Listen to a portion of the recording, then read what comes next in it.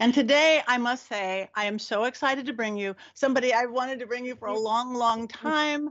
I'm finally getting to meet him and work with him, and he is everything I hope he would be. So let me introduce to you a beautiful modern-day warlock living in the Crescent City.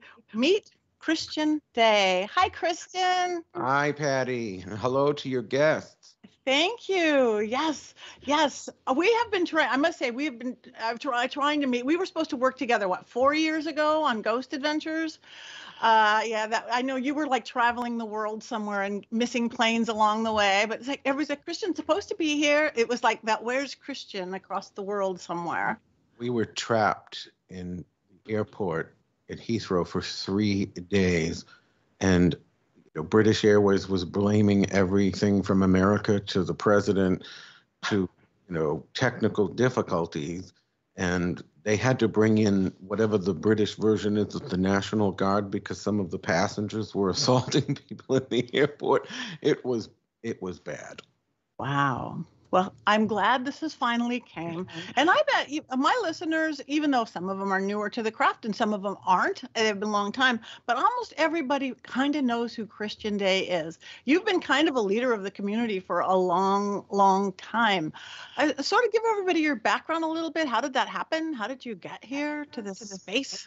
Well, I realize a leader, there's many definitions. I've always seen myself as more of a rabble rouser. That's good. I like pushing buttons. I like making people rethink, tired old patterns of thoughts. I always like to say I wasn't really an indigo child. I didn't have any strange psychic experiences. I still use the name I was born with, though I do get flack for that. People, there are Christians that think I chose this name to offend their religion. And then there are pagans and witches who think somehow I'm being cheeky with the name, and it's just the name I was born with. But I became a practitioner of witchcraft at the age of 18. I wanted to learn tarot cards and actually bought my first deck at 17. My mother was hanging out with this woman that said she was a witch. I'm thinking, what was that? I didn't have that as, my childhood in the 70s and 80s. I didn't really have that concept, even living so close to Salem. And so I began to buy books and explore, and I joined a coven in 2005, and then in 2002 my best friend Sean, who has passed away in 2007, said, why don't you come do my witches ball with me? And I said, well, that sounds cool. I don't want to have it in VFW halls with cheap plastic cups. Can we do it in a nice location? And, then we created Festival of the Dead in 2003, which is a whole bunch of events in Salem through October, including Witches Ball. And we also, when he passed away in 2007, I opened Hex in Salem, which is an old world witchcraft shop, 2008. And then in 2010, OMEN, which is a psychic parlor and witchcraft store. In 2011, I came out with my book, The Witch's Book of the Dead. And that's where people sort of got to know me, not because of the book. It was before the book in 2011. 2 things happened. One was Ghost Adventures, which I know you've done. And, that just, people still remember me from this because it airs so many times and it's on demand. And the next one was Charlie Sheen calling himself a warlock. So I like the word warlock. Not every witch does, but I have my reasons for it. And the word. Also, I had to come out on TMZ. They gave me 6 different stories on TMZ. They were calling me for the most random things. And, all sorts of radio shows all over the world. And so I was kind of thrust. I had done media, for years throughout, my life, but especially in 2000, the late 90s and the mid 2000s. But it wasn't until 2011 where it all became really hyper saturated. And it's really never gone down from there. I mean, I don't do as much. Here and there I'll do a show or something, because we're in New Orleans, when you're living in Salem, they're looking for witches there. They're looking for voodoo here. So, we do the occasional thing, but I'm in the mindset, and I'm very polarizing because I have very strong opinions. So people will, they misunderstand me a lot, and so people don't get it, and they're like, what is it? The younger people seem to be more embracing, which is interesting. I think it's the generation sometimes thinking I'm slaying too many sacred cows, maybe I'm fiddling with things a bit too much. Yeah. I like these new kids coming up. I really do. I like who they are. They have different sensibilities, whatever generation you want to call them. I think they're pretty great. Well, they're owning their power. Yeah.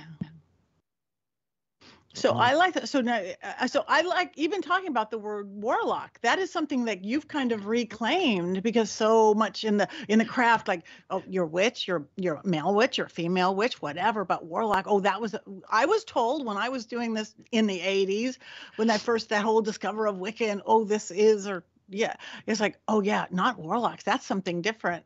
And I'm like, I didn't understand. And then I started getting to know a lot of people in Europe, and they're like, and they were witches and male witches. They go, I'm not going to call myself a witch. I'm a warlock. I'm a male witch. And we turned it into something weird, but you've reclaimed it, right?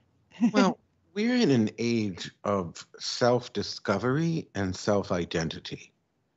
People are reclaiming their sense of gender, their sense of self, their sense of where they are spiritually, and owning those things like never before. And so when I first started using warlock, there was a lot more angst than there is now. I'm very grateful to the non-binary community, because the emergence of that over the last decade, they don't bash me as much for my eyeliner, because it's just like, oh, he's expressing his gender. But, 10 years ago, that wasn't it. How dare he look like that? And, so we're expressing ourselves. Now, I love the word warlock because it's very sexy. But, when you look at the word witch, Laurie Cabot always said to me, the witch is the old word for the, witch, not Wicca. And in reality, if you look at Anglo-Saxon, which is also called Old English, the word witch comes from Wicca, which is spelled W-I-C-C-A, what people commonly say Wicca, which means male witch, Wicca. And witche is the female witch. And so the words Wicca and witche have the words CC, but in Anglo-Saxon, that is pronounced with the ch, as in chip. So I asked a linguistics expert friend of mine, has a degree in it. No. I said, wasn't Anglo-Saxon a gendered language? Yes. I said, well, if you take the gender modifications off of the words Wicca and witche, what are you left with? Witch. So, of course, I called up Laurie Cabot. I said, it is the old word for witch. Now, it is both male and female gender, and, I get that sort of excludes non-binary, but remember, a lot of the old languages were gendered, and Anglo-Saxon was one of them. Old English is not gendered, so you would remove the gender from Old English into modern English, you were left with witch. So again, you might say, well, as a man, why don't I just use witch? I just like the word, and I love the association with spiritism, necromancy, mediumship, because even though Oxford Dictionary accepts werloge, which is the old Scottish word for oathbreaker, which is where you hear the bad about warlock. Oxford still says, okay, that's the word, but there are scholars like Harvard professor Stephen A. Mitchell, who specializes in Scandinavian and Nordic and that sort of thing. And he wrote Witchcraft and Magic in the Nordic Middle Ages, which is a history book, and talks about the Eric the Red, the saga of Eric the Red, when there's a witch named Thorbjorg who comes to the manor house of the chief of the village and does her mediumship, but she's unable to hear the spirits. So a little Christian girl that says, oh, my foster mother was of the old religion, comes along and begins to sing this song called the Vard Liqueur, which summons up the spirits And, the girl sang so good that apparently, spooks from Jersey showed up, like they say in the movie Ghost. So they were everywhere. So of course, Thorbjorg was able to interpret them. What was interesting is that the separation between the person who perceives the spirit, aka Thorbjorg, and the other person who sings them up. So it becomes a team effort. And so it's been suggested that Vardlakor is the root of warlock, which would make it a song to summon spirits, not necessarily a person. But I like it. And you also have to remember that if Oxford is correct and warlock is werloga, this whole idea that means a traitor to other witches is ridiculous. And I've had a $10,000 standing reward since 2011 saying, if you have any evidence of this word meaning traitor to the coven prior to 1950, you'll win $10,000. Of course, in 10 years, nobody has. But, they'll go back and say, well, it still means oathbreaker, even if it isn't a betrayer of other witches. But you have to take that into context, Patti, because in that time where werloga would have been used, which is around the 900s, the 1000s, the oaths you'd be breaking were to the church. The first commandment, thou shalt have no gods before me. So if you were a warlock, the oaths you were breaking were to the church. Well, I do that every day. I mean, I'm the original sinner, so it's, I get not everybody is going to embrace every word, but I think if we're going to continue to portray ourselves as a culture of self-identity and self-discovery, we have to be embracing to people who see themselves in a different light. I mean, that's really been the tone of our culture. Yeah. No, I agree wholeheartedly. I embrace it. I embrace everything, like the word queer coming back from being bad to being good. Yay. Yeah, I first, even the word warlock before you, a mutual friend of ours, Michael Carell, he was big on that. I remember he moved, he's in New Orleans now, but he moved into Hollywood for a minute and a half. And I was walking my neighborhood and just recognized energetically who he was from a mile away. I'm like, I have to know this new neighbor. Oh, yeah, they're great. Him and yeah, they are great. So they moved into Hollywood, into the hills, became friends, and then they left. and then they left. Also, they do a lot of work with us. Yeah. Yeah, they're great. I just want to make a quick comment, if I can. Okay. Yes. About the witching hour. Please. Oh, yes, please. Yes. So I had always understood it, because my bestie, Sean, when he was alive, always said, the witching hour is 3 a.m. because it's the very opposite of the time when Christ was crucified.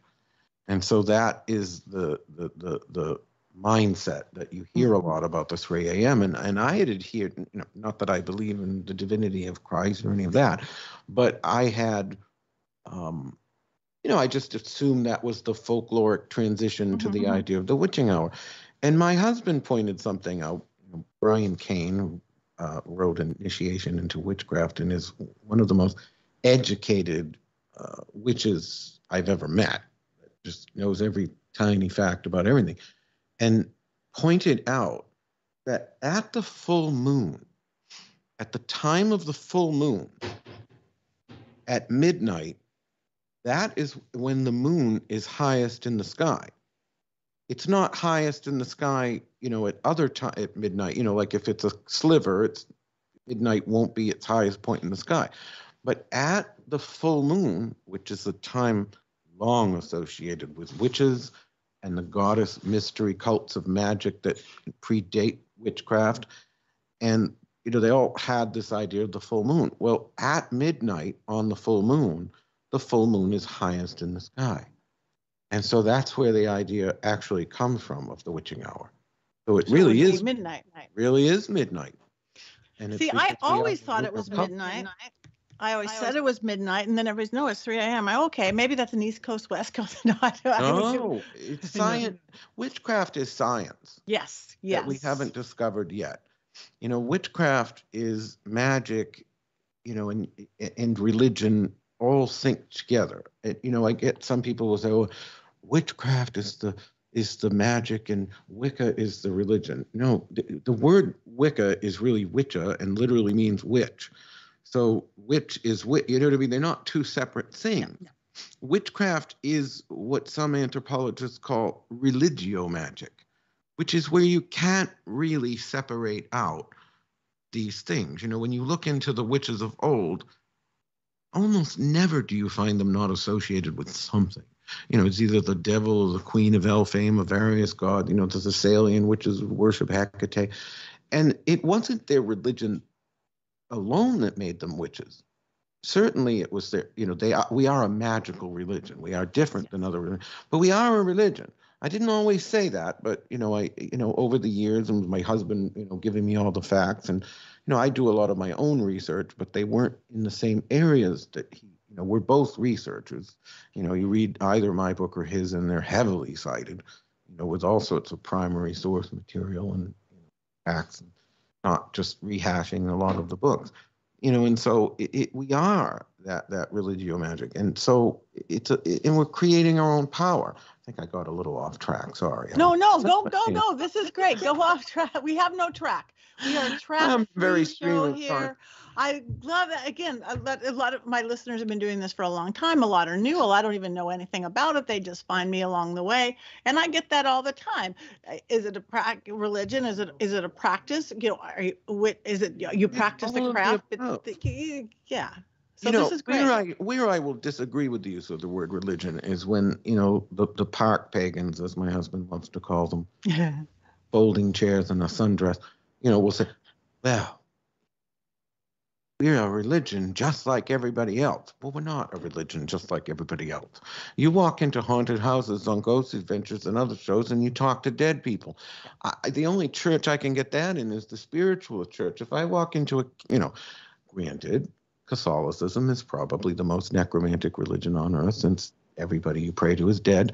You know, but they are not communicating in a mediumistic way. They are not direct, you know, the way like the spiritualists are, which I think, you know, spiritualism heavily influenced witchcraft and vice versa, you know, because we're the people that have stepped outside the realms of what is formal.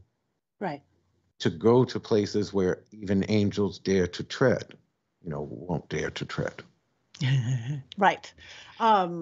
Yeah, no, I agree. And there is so much. And that's why it's interesting, as you mentioned, like Ghost Adventures, which we both do. That's an interesting world, because to me, I look at that. A lot of people who they want to get into this ghosty world and paranormal world, but they don't know any of the religion attached to it or the spirit attached to it, all that. You know, not that they often don't discover it from that, whether they discover a pagan path, a witchy path, a new age path, even a traditional religion path. But it's so cute. It's because they're still looking for something beyond the mundane, but they're not sure about going any deeper than that. It cracks me up. So when somebody like you or I, who is educated, who is trained, who know it's not just, you know, get a K2 meter and you know, be Ghostbuster. It's funny. Well, it's when I went on that show in 2000. I knew nothing about it. I still have only ever seen the 2 episodes I was on, because I don't watch a lot of TV, and really the only reality TV I watch are Real Housewives of Atlanta, and only usually the reunions, and Real Housewives of New Jersey, and only usually the reunions, because the greatest drama happens. But I'm not a big, you know, I watch scripted shows, things like that. I knew nothing about this, you know, and my friend that I brought on the show with me, and she's like, oh my God, you're going on this. I'm like, I don't know. And, you know, when I saw the way it was transpiring back then, you know, because I understand it's changed, there was a lot of yelling, and I thought, well, I need to do something with these guys. You know, we talked about this. If you ever saw the USS Hornet Bloody Mary episode of Aftershocks, I actually, both Mary and I told them, because both she and I, we never conferred on this. I've known her for years.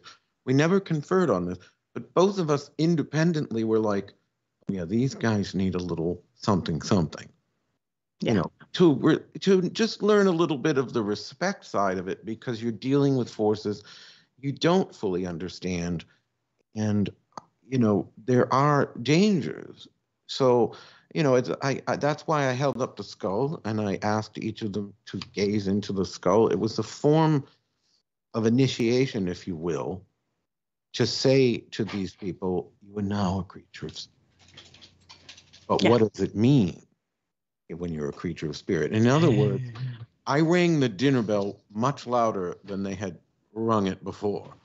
And basically said, okay, sink or swim. And I'd heard that they'd had a lot of experiences after that kind of were a little dark and that they've mellowed out. They've completely mellowed out. Yeah, they don't. He teaches against that now. Almost all the shows across the board have. It's like, really, even if you walk into a human to human party, you don't just scream at people you want to communicate with. Like, that's kind of silly. Yeah. Anyone that's had an Italian grandmother, it's like these occultists that say, I'm going to conjure up such and such into that triangle over there while I stand in this safe circle over here. And I'm thinking, you didn't have an Italian grandmother. You know what I mean? There are beings on the other side that are not going to safely stand in that triangle, no matter who we all are creatures of spirit. Just as they are, we are. We're all energy. Everything else is just a shell. And so this idea that somehow we have a supremacy, there's a certain amount of strength that each of us carries into that realm. But even the greatest among us will have, I've heard stories from people saying, I had nearly died, doing this sort of work, because there are energies out there that carry more of a punch than we do.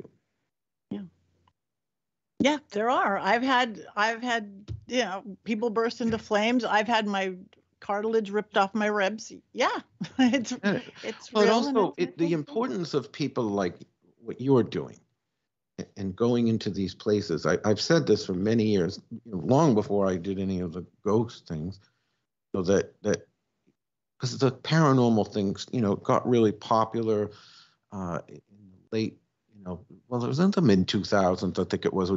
Suddenly, every neighborhood had a paranormal team with matching T-shirts and little gadgets, and it was a fun. Now there's two. Every neighborhood has two. Right. So I noticed this, and this is cool, but it was frustrating to me because I thought, okay, you can take this meter and you can at least get beep, beep, or ghost box, okay, you just said, where the diamond ring was lost, it's in the drain, but to not, I'm being a little, but to not have a person who can hear what those spirits are saying beyond the little box and to help interpret, I think can hurt.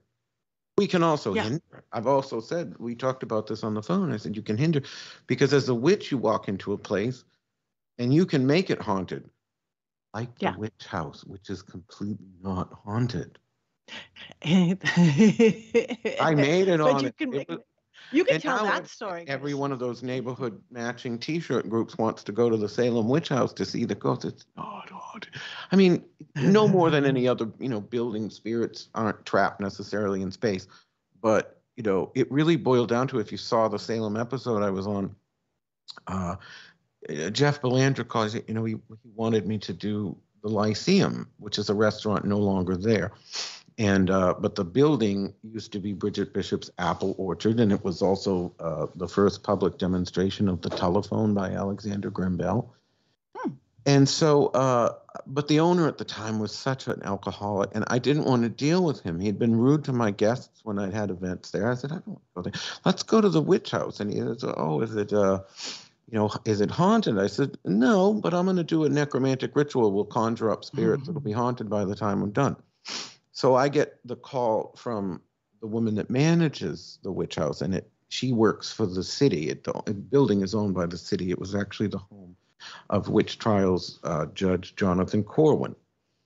And so the lady calls me up and says, Christian, the Park and Recreations Commission is having a serious problem with you doing a necromantic ritual. Is there something else you can do? I said, well, tell them I'll do a witch's blessing instead. And she says, well, what's the difference? Absolutely nothing. I'm just changing the name. So we get there, and I find out the guys are locked in the building. But I also find out that later that night, they're also supposed to go to the Lyceum. And I'm like,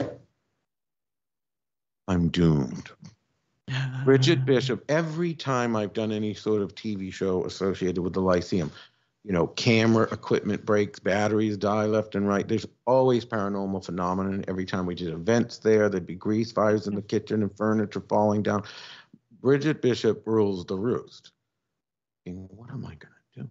So I grabbed my friend's hand and I said, let's point in the direction of the Lyceum, which is a couple blocks from the witch house. And I said, Bridget Bishop, if you ever enjoyed any of my offerings or our workings or any of this, give them no show, give them no audience. I don't want anything to happen at the Lyceum. I know it's sort of stingy, but here I am on Ghost Adventures. I don't want to look like an idiot. They've never had me on before. You got to bring your A game.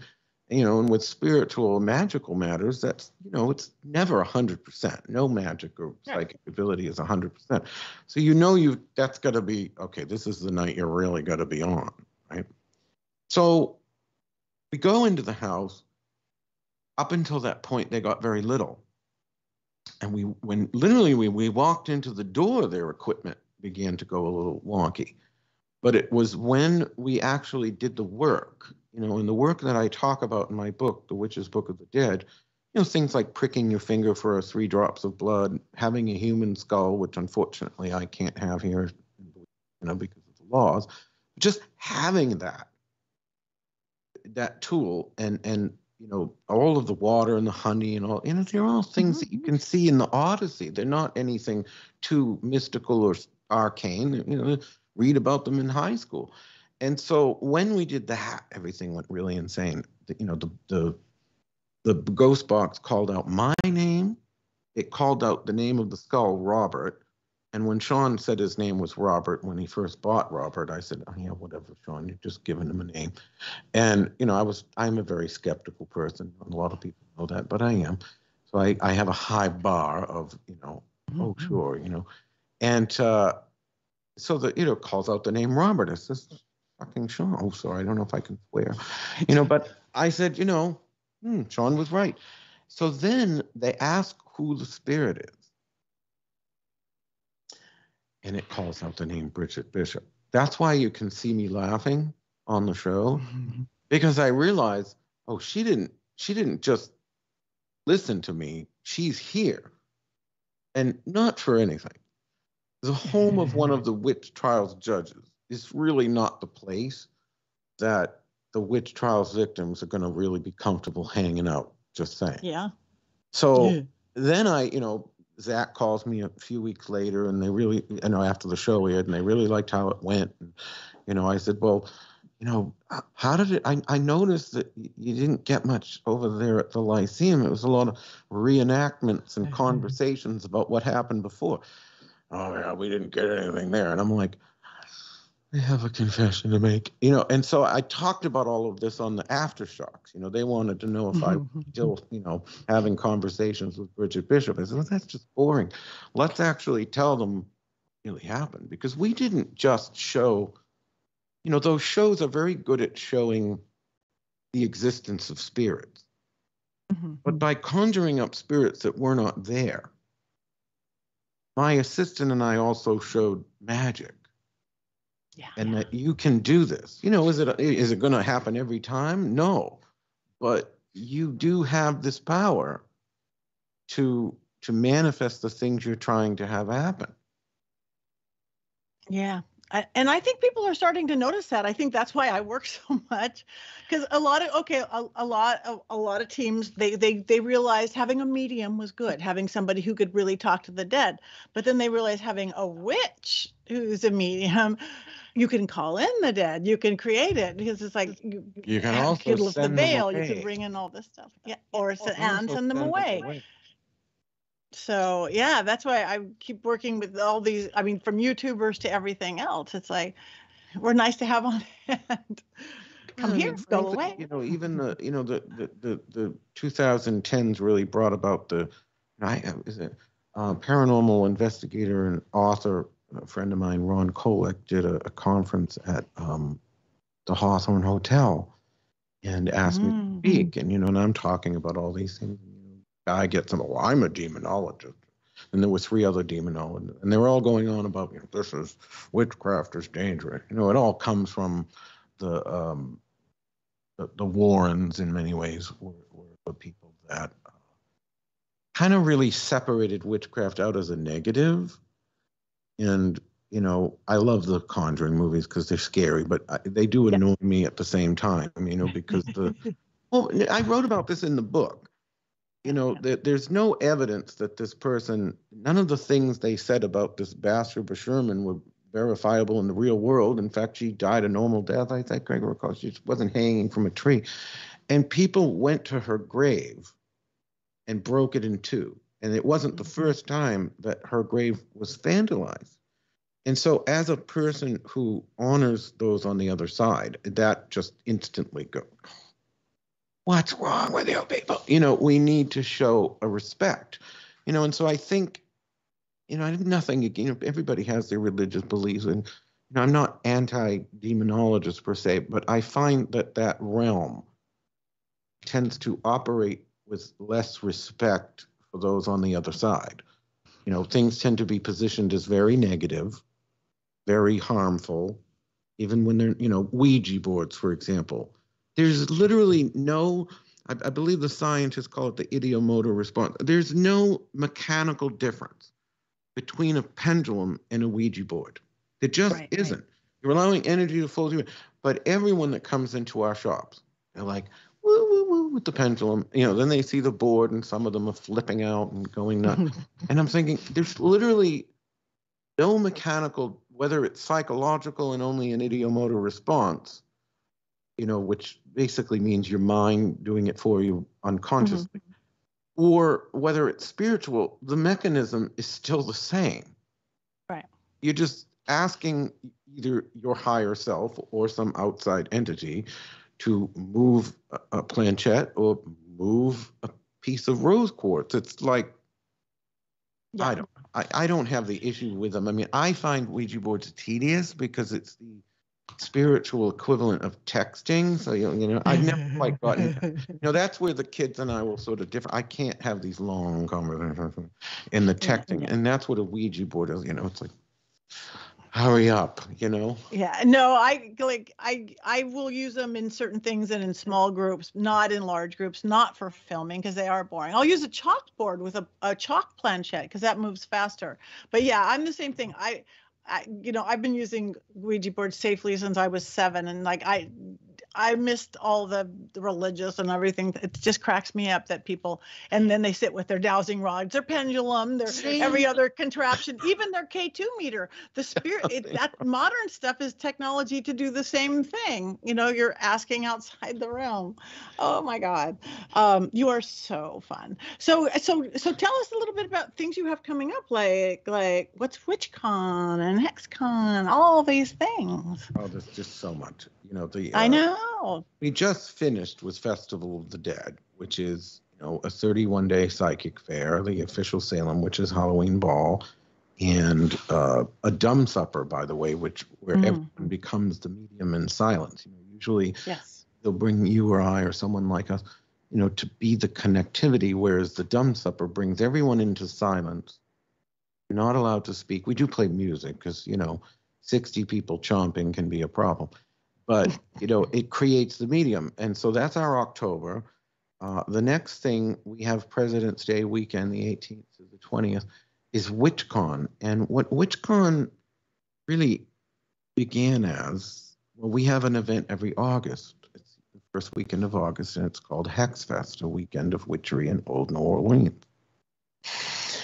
But when COVID happened, and any of us delivering content suddenly became internet refugees and everything had to go online, I'm thinking, this isn't, I'm a big proponent of spirit of place. So while I love the connectivity of the internet, sorry, breathing, So while I love the connectivity of the internet, I've always come back to a spirit of place. We love to travel. We've been all over the sacred sites in Egypt and the Celts in Ireland and what have you, and Greece and Italy. And so, for me, Hexfest really should not be online. It should be, it should be an experience where it's not just the classes, but the magic of New Orleans, the food, the music, the culture, and all those things that make New Orleans. And so in 2020, we were not able to do Hexfest in person, so we had a virtual version using a program called Crowdcast. Most people like Zoom. I like to teach because you don't see them. Invariably I'm sitting, it's not quite as bad as the CNN guy that was, wee, but, there's always somebody picking their nose, so I really prefer, I'm talking, I don't have to look at everybody there. But it went really, really well, Hexfest Virtual. Really, really, really well. Everyone loved it. So I came back and I said, well, I don't want to do this next year virtual. I never want to do it again virtual. But what I did learn from Hexfest was that there really is this international sort of group of people that, for whatever reason, they're not able to travel a lot. They don't go to these places. And of course, all the ones that are trapped because of COVID. I said, what if we created a virtual event from the ground up that was designed to be virtual? What would make that different? We do an event like Hexfest. I mean, we do bring people from England, and even we have a presenter that comes to Hexfest from Egypt. Wow. Who's incredible. But, you when you go to an in-person festival, you're more likely to get people that are regional or even, in that country or whatever, the occasional person from here and there. But with WitchCon, because it's English speaking, it's still heavily weighed here, but we went way beyond. We get people from Italy, Bulgaria, Australia, so on and so on, Brazil, Greece, and so people come into this Egypt from all over the world to present. And so I thought, wow. And so the first one was this past year in March. And we moved it to February because March can sometimes change time zones. And of course, I'm a perfectionist. So if you go to WitchCon, the schedule will appear in your time zone, which is really great for the presenters. They're like, well, what time am I on? And just look at the schedule. It's gonna, and if it doesn't get your time zone correctly, you can just select it and it will be correct. So it's basically, it's WitchCon online. It's President's Day weekend, and we usually have up to 100 presenters from all over the world. It's all English. There is one guy that teaches from Brazil who speaks Portuguese, but he brings a translator. Wow, cool. Edu Scarfon. He's a really big name in the witch world. He's all the TV and everything in Brazil. And so it's just been spectacular. So that really is like, if you're really trying to get an introduction to the entire spectrum of magic. We have witches, voodoo practitioners, people of all the different African traditional religions, European folklore, all kinds of different practices, even Catholic magic and the saints, and just so many different ways of looking at the spectrum of magic that it's an amazing, not only is it an amazing introduction, but if you are an experienced practitioner that wants to learn about other traditions or deepen your practice, because we do have more advanced classes, there's real spectrum. When you get up to 100 classes, you can really cross the whole gamut and have people that are more, accessible. And then you've got really complex things about grimoires, and magical texts and things. That's is just beautiful. Wonderful. Okay, so that is coming up. I have so many things to ask you, and I'm not going to have time to ask you. So tell people you're going to have to come back. I'm going to force you to come back because we didn't even. There's just so much. But so tell people where they can find you, or they can find this upcoming beautiful event on President's Day, where your shops are, all that kind of stuff. My people are interested.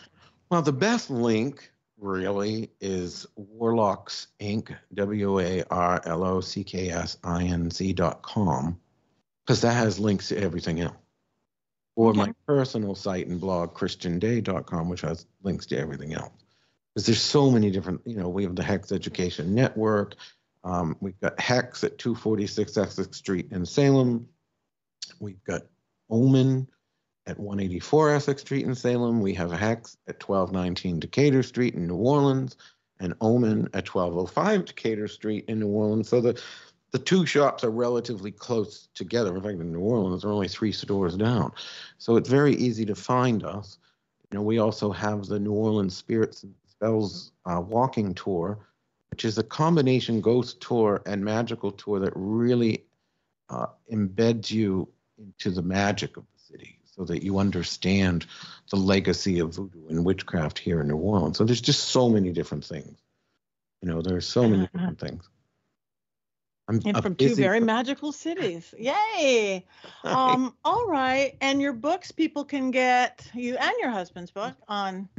You can get them on Amazon. You can get them on hexwitch.com or omensalem.com, or we have our own publishing company now, warlockpress.com. And, we have not only Initiation into Witchcraft by Brian Kane and The Witch's Book of the Dead by me, but we also have The Art Cosmic, The Magic of Traditional Astrology by Levi Rowland, and Voodoo and African Traditional Religion by Lilith Dorsey.